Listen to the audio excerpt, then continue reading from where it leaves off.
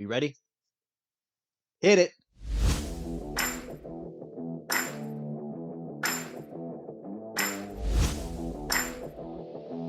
Oh, thank you, thank you. Thank you, thank you, thank you, thank you, thank you. I appreciate it. Hold your applause, folks. Hold your applause. I know, it's been a little bit, but guess what? You know what's here. You know what time it is. We are back with another official T Bloom talk show. I'm your host, T Bloom himself. Thank you for everyone tuning in right now. Today is another NFL podcast as it is the NFL season. We are amongst probably the most exciting part of the NFL season outside of the playoffs, the playoff race, the playoff chase. We have 4 weeks left. 4 more weeks for every team in the league to prove that they have what it takes, not only to get into the playoffs, but to potentially win the Super Bowl. So, today we're going to go over a few topics, starting with Urban Meyer finally exiting the Jacksonville Jaguars, the hottest topic of the day.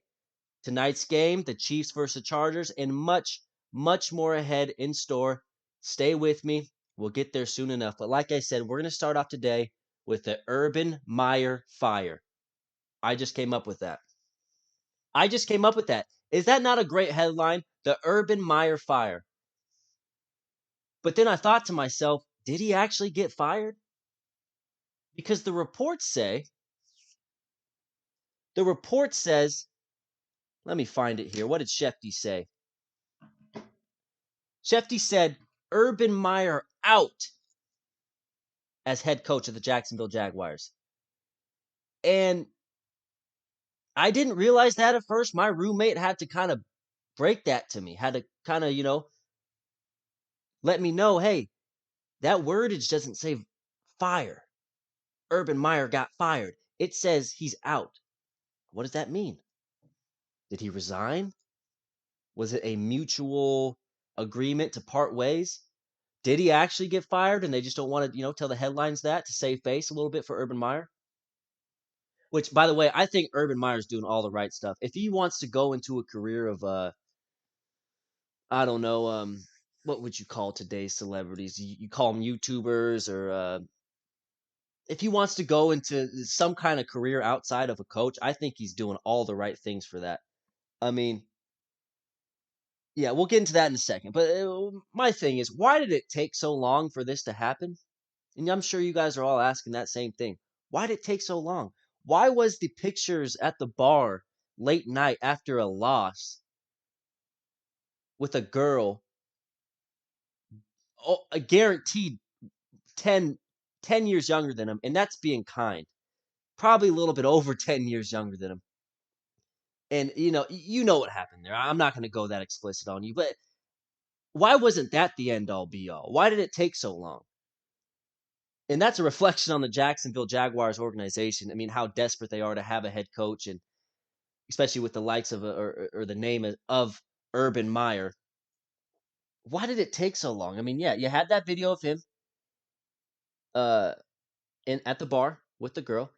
You also had a video of him being interviewed by some local radio or cable station. And in the background is a middle-aged man, shirtless, and he's hitting a bong. I mean, if any of you who have smoked weed out of a bong, you know for goddamn sure that that was definitely a bong. There's no ups, downs, or rounds about it. Bong. Middle-aged, shirtless man, definitely got the beer gut of a lifetime, hitting a bong in the middle of an interview on TV. And even in that interview, you can see Urban Meyer kind of like trying to get him to like, hey, get the fuck out the way, dude. You're kind of in the background. I'm in a fucking big interview right now. You can see his facial gestures like, if you could see me right now, I'm doing them right now. But I challenge you, go ahead and watch that interview. Just literally type in Urban Meyer bong rip interview, and I guarantee you it'll be the first thing that pops up. But that alone wasn't enough for the Jaguars. They're okay with that. They're like, cool, fine. You smoke weed with a guy named Jim who has a beer belly, probably your friend since college, whatever. That's okay. We'll live with that. We still think you can coach this team and lead them to, potential winning season. Maybe. But then the picture of the bar, or at the bar with the girl, and he's, doing some explicit stuff. I challenge you to also go watch that. Type in Urban Meyer bar with girl. Guarantee you it's the first thing that pops up. That wasn't enough either. And even if that video came out after he lost that same day, that wasn't enough for Jacksonville. No, no, no, no, no, no. That's fine. You can do that. We're okay with that. But where they drew the line, and maybe it was because of the losses that were piling up, and after the handshake he had with old coach, who's that over there in Tennessee? I'm drawing blanks right now. The head coach of the Tennessee Titans, he gave him like a kind of a halfway handshake at the end of the game. Definitely seemed out of it. Maybe it was that, but where it seems that they drew the line at was Josh Lambo. Was the criticism Josh Lambo gave him. According to Josh Lambo, he said while he was in a stretch position, warming up, Urban Meyer came up to him and said, and I quote, "Hey dipshit, make your fucking kicks." Proceeds to kick him in the leg. Now, just to draw back, that's funny. You could sit here and act like he's so mean for. That's funny. And none of you guys listening are beyond saying that to a kid. I mean, in retrospect, as a head coach, obviously that's not something you should say. But as a dude, as just one of the bros, that's funny as shit to say. I mean, come on. Hey, dipshit, make your fucking kicks. And then he cuts him. That's funny stuff. I don't care who you are. And then not only that, reports have came out even more from Aaron Wilson of the NFL. Former Jaguars coach Urban Meyer told Jaguars coaching staff, per league source, whatever that league source is. I hate that. Tell me who the fuck it is. I had a better coaching staff at Bowling Green. You guys are fucking terrible. That's funny as shit, too. Imagine being a coach in the NFL. You're an OC or a DC or hell, even the receivers coach or whatever. And you're in the meeting room and your head coach is telling you, I got a better coaching staff at Bowling Green. You guys fucking suck. That is a movie. You guys ever seen Division III football? Coach Rick Weiss?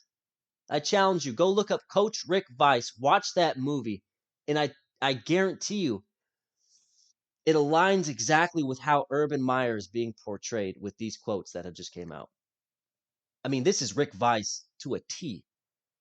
This is funny stuff. You can make a movie out of this. This is $1 million I don't want to say industry. This is Urban Meyer's working himself up to be a parody, a meme.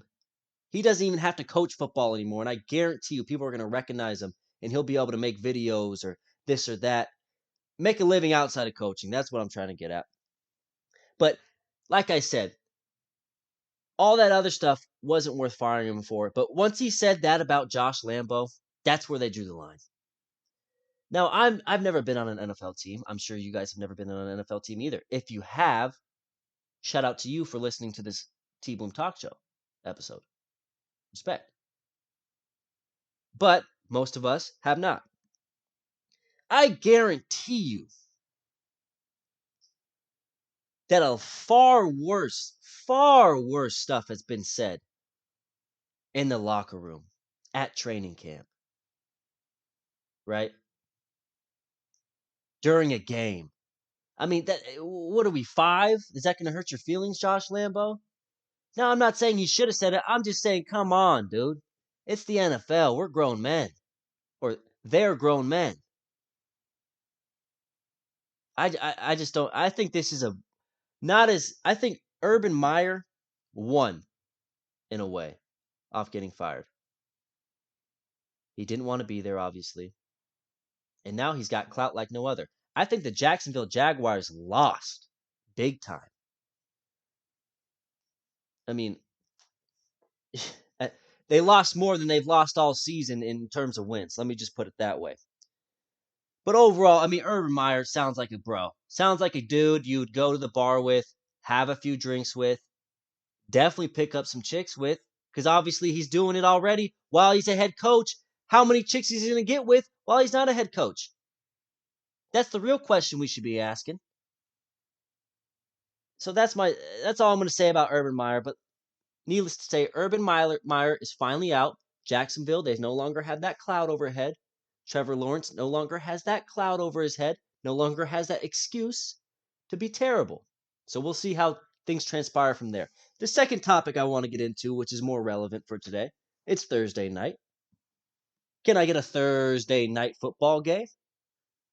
And not just your average Thursday night football game. This isn't the Browns versus the Jets or the Texans versus the Colts per se. This is a fucking game.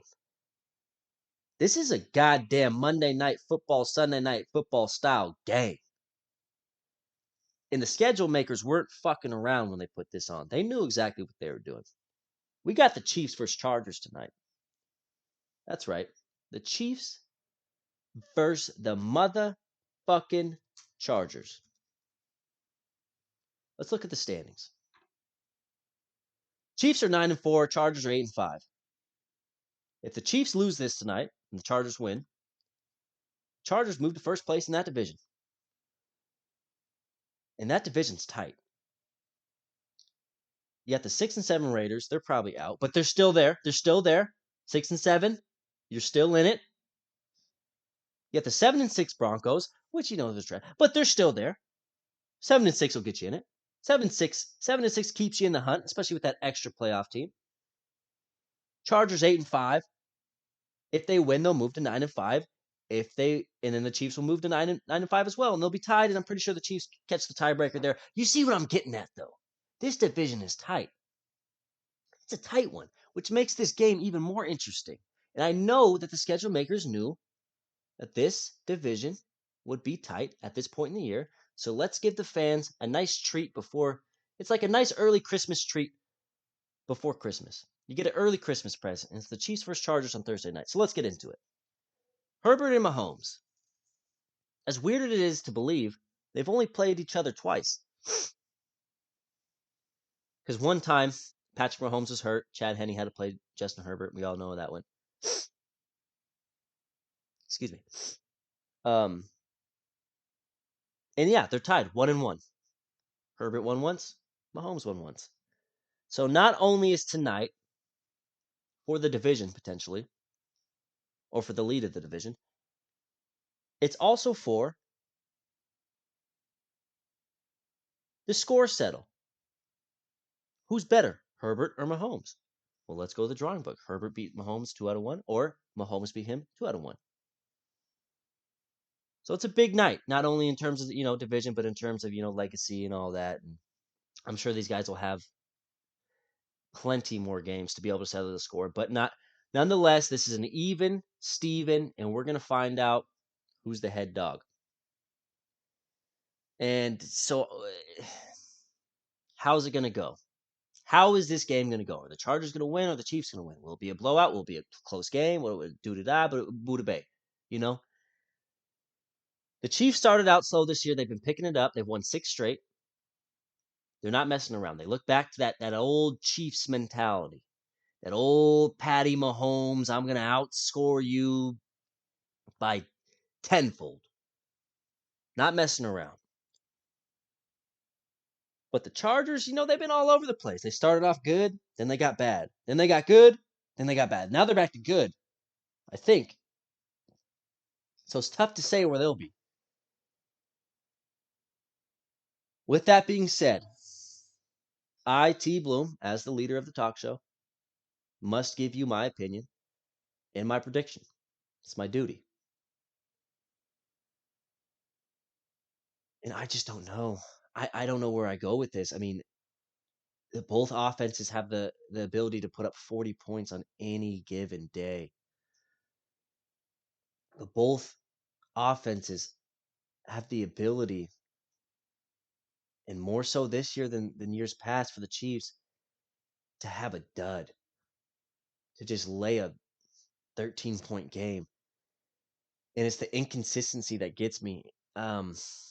And I'm thinking out loud here, but I think I gotta go Chiefs and by a lot. I think the Chiefs win by a lot. I think the Chiefs win by at least 10 points. I think it starts off close. I think the Chargers get ahead of them early, say 10-0. Then the Chiefs come storming back to make it like a 38-25 win.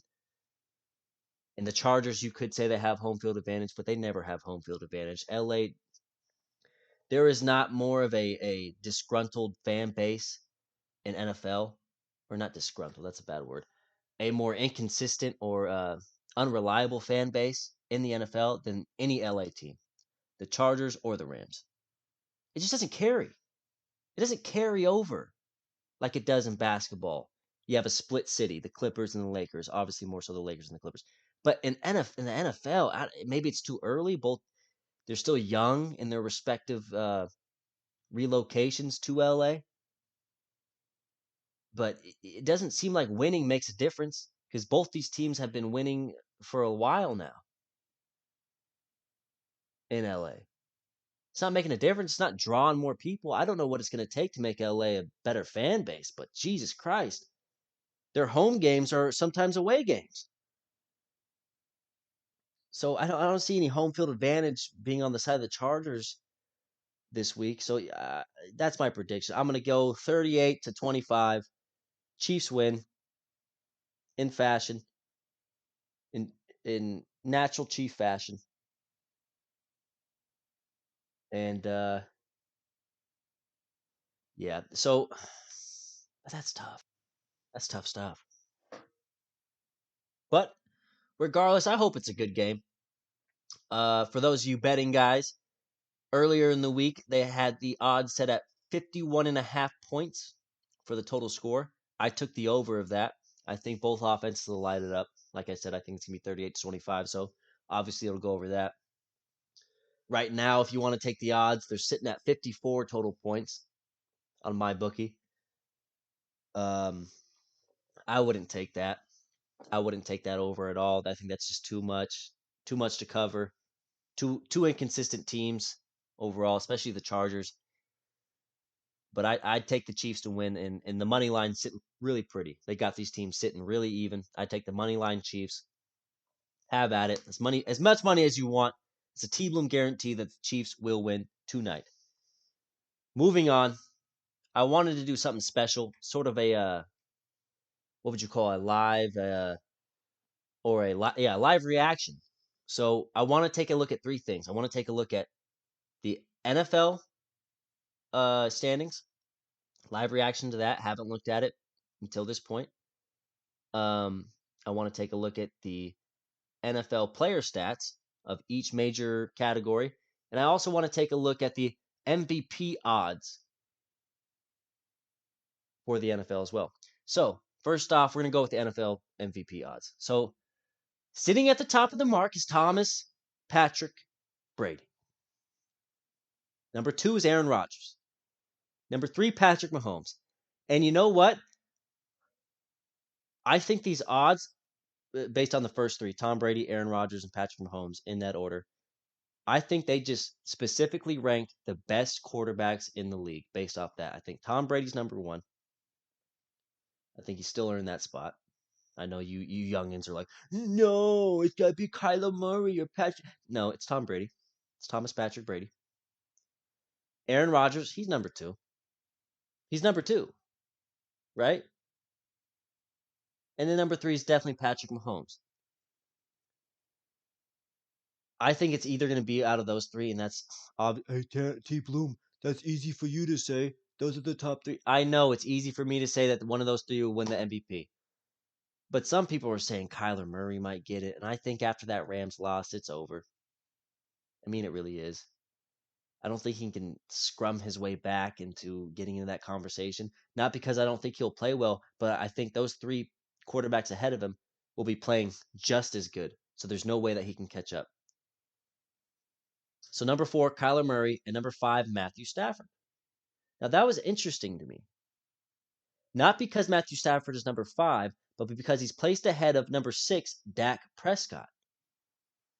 Why would he be over Dak? I mean, I just wish. I mean, maybe this is me. Maybe this is just old T Bloom coming out of me.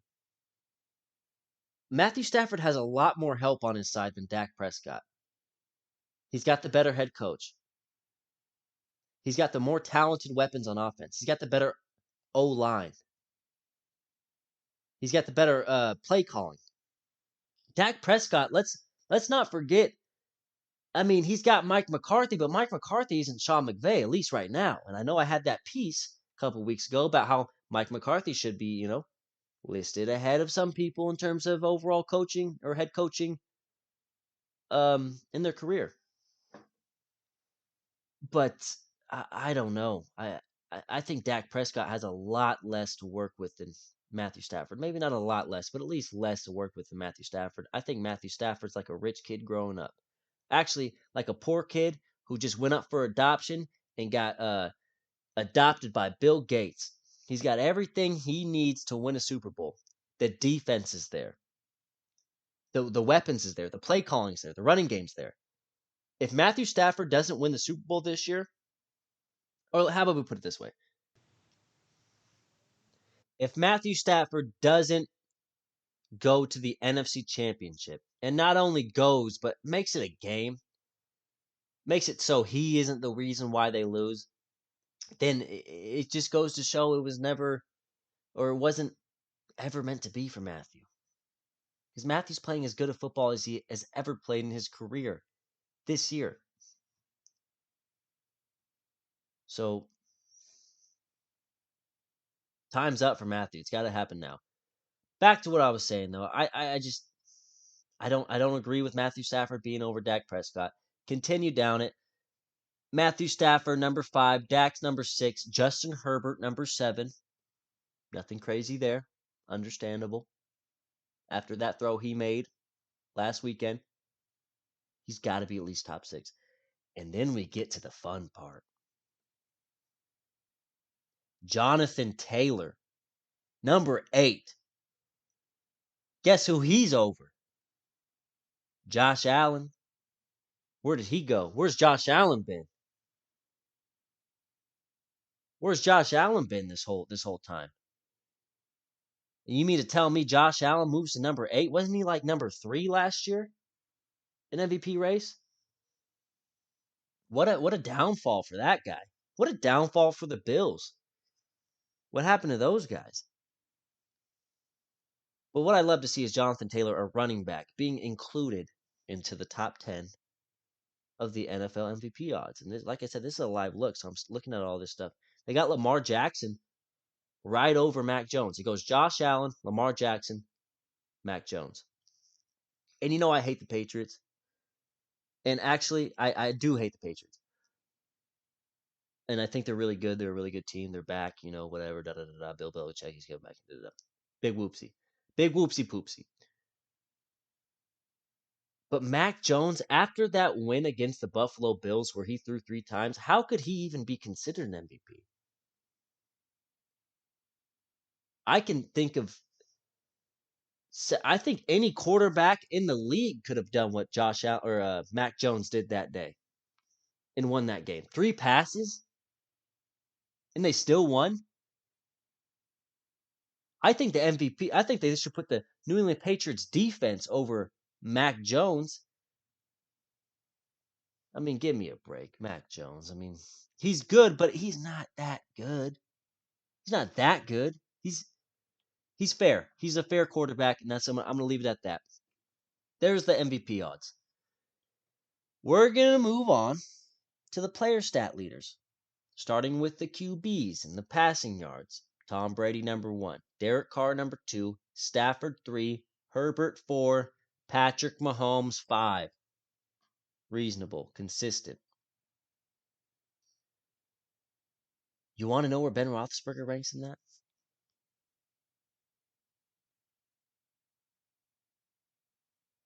He ranks 12th. Bet you wouldn't think that based on what the reports are and how he's done and how he's over. He ain't got what it takes no more. You want to know where Ben Roethlisberger ranks in his overall His overall QBR? What the fuck? Like I said, live reaction, so, okay, this stuff's messing up. I can't tell you because they're putting guys in like fucking Townsend. I couldn't tell you, but I know he's up there. And for all you guys that say he's done, he's washed, he needs to retire, you're wrong. You're not only wrong, you're stupid. Shout out to Cat in the Hat. Rushing yards leaders. Jonathan Taylor, number one. High on Jonathan Taylor. That guy's a beast. Now, this is a surprise. Take a guess on who you think number two might be. Just take a guess without looking it up. You got your guess? Okay. Was it Joe Mixon? I bet you it wasn't. Wouldn't have been mine. Would not have been mine. Joe Mixon is the number two rushing yards leader in the league. And I'm pretty sure he's number two in TD. Yeah, he's number two in TDs as well. I remember back in the Le'Veon Bell days, he would always he came out with this quote saying he could do whatever Le'Veon Bell does and better. And back in those days, in my Le'Veon Bell days, I was like, no. You have no idea. Le'Veon Bell's best back in the league. You could never do what he does. Boy, was I wrong. And boy, was I stupid and naive and young and learning. And I'm still learning.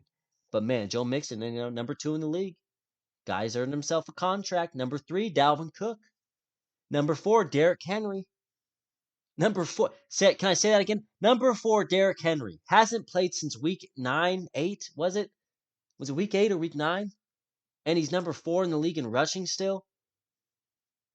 And I'm so glad he's not playing this weekend against the Steelers. So glad, because our running defense is atrocious. I still guarantee we're going to give up at least 100 plus rushing yards to whoever the Titans running back is. I have no idea. Nick Chubb doesn't even have as much rushing yards as him, and Nick Chubb's a beast. He sits at number 5. And don't even get me started with number 6, Najee Harris, the should-be Rookie of the Year. And we're actually going to extend that into the podcast. We're going to look at the Rookie of the Year odds. I want to see where Najee sits. But that's where we're going to end with the rushing stats. Let's move on to the receiving stats. Let's see what we got. Let's just see what we got. Cooper Kupp, number 1 in receptions, 113. Shout out Cooper Kupp. Washingtonian. We love you. Number 2 in receptions, Chris Godwin. I wouldn't have guessed. Number 3, Tyreek Hill.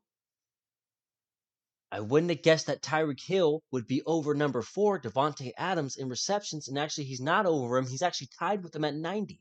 Still wouldn't have guessed that. Tyreek Hill, usually not a reception guy, usually more of a yardage type of guy. But who sits at number 5? Take a guess. Another guess situation. Do you have it? I bet you didn't guess Jalen Waddle sitting at number 5 in receptions. The Rook over Keenan Allen, Justin Jefferson, Deontay Johnson, shout out, Stephon Diggs, Travis Kelce. These guys, Jalen Waddle sitting over. Maybe he should be Rookie of the Year. Him or Najee. Let's go to yards. Let's just see who's leading the league in yards. Goes Cooper Kupp still. Then it goes Justin Jefferson, Devontae Adams, Chris Godwin, and Jamar Chase. Another Rookie of the Year candidate. And I hate to say it because, like I said, or like he's a Cincinnati Bengal. Pittsburgh Steelers are rivals with the Cincinnati Bengals. So why would I want him to do that? But it's interesting to me that he's sitting at number 5 in total yards in the league with only 60 receptions. How much? Let me do the math there. How many yards per reception is that? Divided by 60. That's 17.25 yards per reception. That's a hell of a lot of yards per reception. Shout out to Jamar Chase. He earned it. Now we're going to go to TDs. Leading it again. Cooper Kupp. Cooper Kupp doesn't give a... You finish it, not me. Number 2, Mike Evans at 11. Adam Thielen at 10. And then Jamar Chase sitting at number 4 with number 10. And then we got DK Metcalf at number 8 TD. Let me just vent a little bit about DK Metcalf. Drafted him in my fantasy league. Drafted him and Russell Wilson in my fantasy league. So you can kind of tell how my season went. Kind of pissed off about how not only how the Seahawks have been using him, but how he's played and portrayed himself on the field. Not too big of a fan of DK Metcalf. We'll go into him later. You know who I don't see, who I just saw come up? DeAndre Hopkins. He's number 1, 2, 3, 4, 5, 6. He's number 8 in TDs. He's got 37 receptions, 518 yards, and a TD. I wish they showed the games he played, because did he miss a couple games this year? Is that what's going on? Or I don't know, but D-Hop, I look at him as top 3 receiver in the league. I mean, my list roughly just goes no order. Devontae Adams, DeAndre Hopkins, and well, shit. I mean, I know for a fact those guys are top 3. From then on, it'd be picking and choosing. I mean, Cooper Kupp obviously has to be in there. He's leading the league in receptions, yards, and TDs. Is Cooper Kupp the goddamn best receiver in the league? Are we at that point now? Are we at the point where Cooper Kupp is the goddamn best receiver in the league? Because I'm willing to accept it. I just need more inclusiveness. I need someone on this talk show to come and tell me that Cooper Kupp, in my opinion, is the goddamn best receiver in the league. I'm here for it. That's a league I'll live in. And Deontay Johnson's number 2. No, I'm just kidding. I'm just kidding. That's a Steeler coming out of me. It's jokes. It's jokes. We're having fun on the T-Boom Talk Show. Only fun, no puns. All right. Now we're going to look at the goddamn playoff picture in the league. Yeah, the NFL playoff picture. Number 1 in the AFC, Patriots. Number 2, Titans. Number 3, Chiefs. Number 4, Ravens. Ravens are looking bad. You got Lamar hurt. They're going to play the Packers next week. And honestly, that could be a game I can see the Ravens winning, because the Ravens are well coached by John Harbaugh. And as much as I hate the Ravens, I love their coach just as much as I hate him, because he's so goddamn good. So goddamn good. You got the Chargers at number 5, Colts at number 6, and the Buffalo Bills at number 7. I love it. The Bills at number 7. You know who beats them in the tiebreaker if they end up being tied? The Pittsburgh Steelers. Beat them week 1. Started this season beating them, whooping on them. So I dare their asses to come tie with us, because we'll take that 7th spot in no time. Sitting outside of it is the Browns at 8. I don't see them making it. The Bengals, I mean, 7-6, they're 9. The AFC North is so tight right now, and so is the AFC East or West. Yeah, the Broncos at 10. Okay, big. I mean, really tight AFC, and I don't think the NFC gets much better yet. Number 1, the Packers at 10-3. 2, 10-3, the Bucks. Let me just say this: I think the Bucks are a better team than the Packers until the Bucks lose to the Packers in the NFC Championship. I will not change my mind. So 10-3, the Packers, number 1. 10-3, the Bucks, number 2. Number 3, the Arizona Cardinals, also sitting at 10-3. I think they're definitely the 3rd best team out of all those 3. Cowboys at number 4 at 9-4. They got that big win against Washington. Here's something. There's something about the NFC East where it always comes down to the wire about who's going to win that division. Always comes down to the wire. And if the football team were to beat the Cowboys last week, they would have been neck and neck. And that pattern would have continued about that whole that dynamic of NFC East always comes down to like the last couple games about who's going to win the division. Didn't do it this time, but you never know. So don't think the Cowboys are guaranteed in, because you never know. Cowboys at number 4 at 9-4. Rams at 9-4 at number 5. The Niners at 7-6 at number 6. And Washington at number 7 at 6-7. What the fuck? Washington 6-7, and they're in the playoffs. Number 8, the Vikings. God, I hate the Vikings. Number 8, the Vikings 6-7. Number 9, the Eagles at 6-7. Jesus Christ, the NFC is trash. Atlanta at 6-7. They have a chance to make the playoffs? Atlanta? The Saints at 6-7, number 11? I know I'm a rapper, but sheesh. I didn't even mean to rhyme with that. 6-7 at number 11. Give me a break. Carolina, number 12. We don't need to go any further. So that's the playoff hunt. The only teams I can see guaranteed. Here are some. I'll go with the AFC, the guaranteed teams. I know we're going to make the playoffs. Patriots, number 1. Chiefs, number 2. Titans, number 3. Chargers, number 4.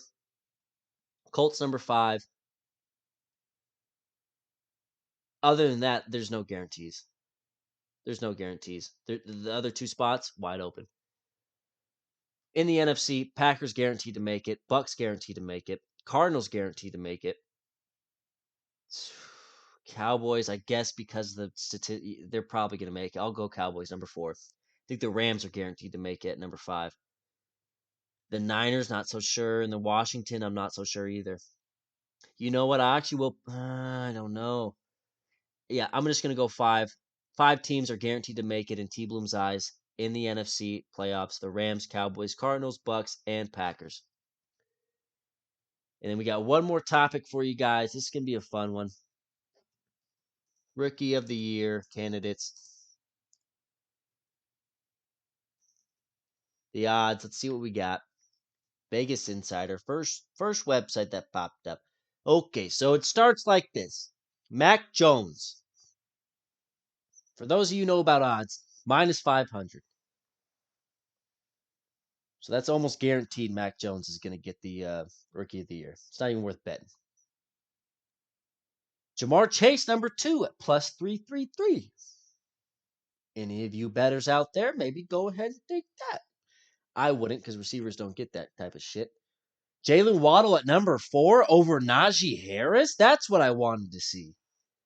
Najee's at 4. Yet he leads the league in usage.